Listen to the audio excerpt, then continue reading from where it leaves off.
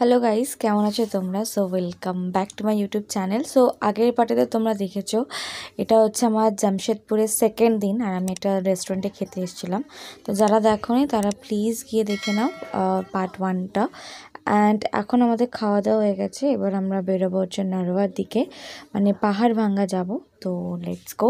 And ভিডিওটা শুরু করার আগে যারা যারা চ্যানেলে নতুন, প্লিজ চ্যানেলটাকে সাবস্ক্রাইব করো। এটা অ্যামিউজমেন্ট পার্ক, তো পার্কের বাইরেটাও বেশ ভালোই বড়। অ্যান্ড অনেক দেখছি ভিড়ও হয়েছিল, যেহেতু এটা সানডে ছিল, তো সানডেতে দেখছিলাম ভালো মতোই ভিড় হয়েছিল, এখানে অনেক লোকজনও আছে। সো জুবলি পার্কের এই সাইডে হচ্ছে চিড়িয়াখানা, অ্যান্ড এখানে একটা লেকও আছে যেটা হচ্ছে জয়ন্তী সরোবর লেক। অ্যান্ড অপোজিট সাইডে অনেকটা এরিয়া জুড়ে পার্কটা হচ্ছে, যেমন আমাদের ইকো পার্ক কলকাতায়, সেম এখানেই জুবলি পার্কটা সেরকমই, মানে গার্ডেন আছে, লাইক অনেকটা বড় এরিয়া। অ্যান্ড ফ্যামিলিরা ফ্রেন্ড সবাই মিলে এখানে টাইম স্পেন্ডও করতে পারে। আমি যদিও বা কোনোদিনও ভেতরে ঢুকিনি, বাট বাইরে থেকেই দেখেছি। এটা এই যে ভিজি মার্কেটটা দেখছো, এটা হচ্ছে সাকচি। সাকচি হচ্ছে এখানকার সবথেকে মোস্ট কস্টলি জায়গা অ্যাজ পার মাই নলেজ।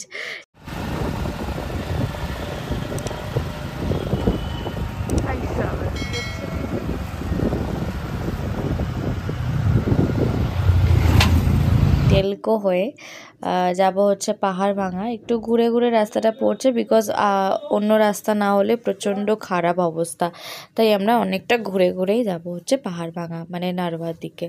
আর রাস্তাগুলো দেখো, যেতে যেতে তোমরা অনেকগুলো টাটা স্টিল, টাটা মোটরস, অনেকগুলোই টাটার ব্র্যান্ডস দেখতে পাবে। সো মেন জামশেদপুর থেকে নারওয়ার ডিস্টেন্স অনেকটাই, প্রায় 30 থেকে 35 কিলোমিটার। রাস্তাটা খুবই খারাপ, বিকজ পাহাড়ি রাস্তা পুরোটা বেসিক্যালি। আর যত ভেতরে যাবো দেখতে পাবে সব বেশিরভাগ আদিবাসী গ্রাম আছে, মানে আদিবাসীরা থাকে, তাদের হাতের কাজ আছে, মানে নিজেরাই ঘরে পেন্ট করে। অ্যান্ড পুরোপুরি লাইক বলতে গেলে এখানে আদিবাসীরাই থাকে, যারা লোকাল আর কি।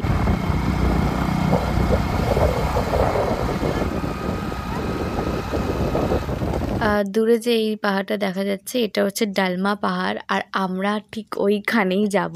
সো রাস্তাটা অনেকটা দূরে। So let's go guys and stay tuned.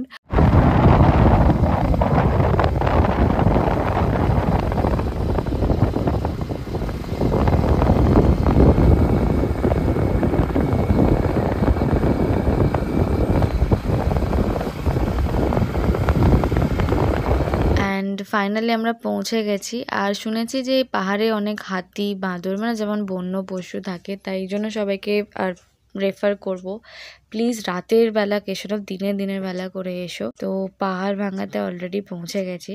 And এখানে পাথরগুলো এইরকমই, মানে ভাঙা ভাঙা, মাঝখান দিয়ে জল চলে যাচ্ছে, তাই গেস তাই জন্য এর নাম দিয়েছে হচ্ছে পাহাড় ভাঙার।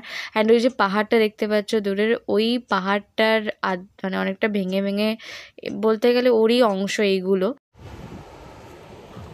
बस मैं गिरूँ ना।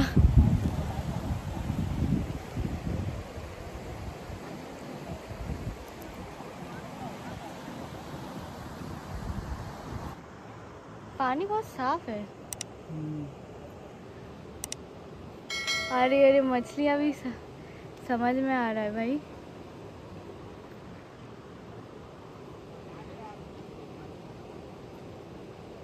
यहाँ पे कितने मछलियाँ हैं। देखो देखो देखो।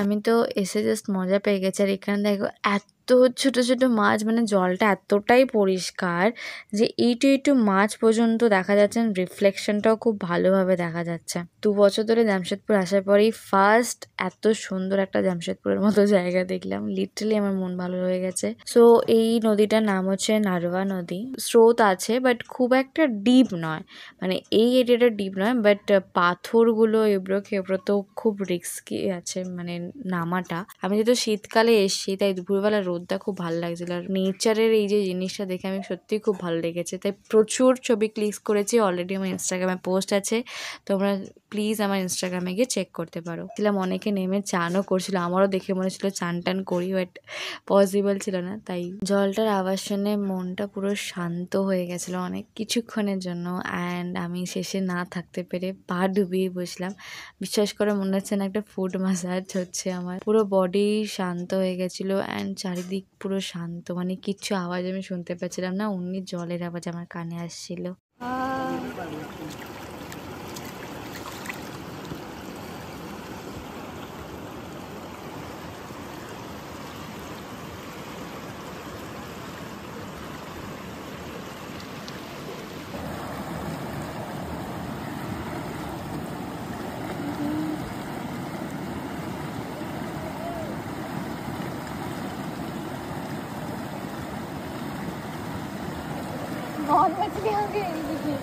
অনেকক্ষণ টাইম স্পেন্ড করার পর যাওয়ার ইচ্ছা করছিল না, বাট যেহেতু সানসেট হয়ে যাচ্ছিলো তাই বাধ্য হলাম, বিকজ রাস্তাটা অনেকটা দূর।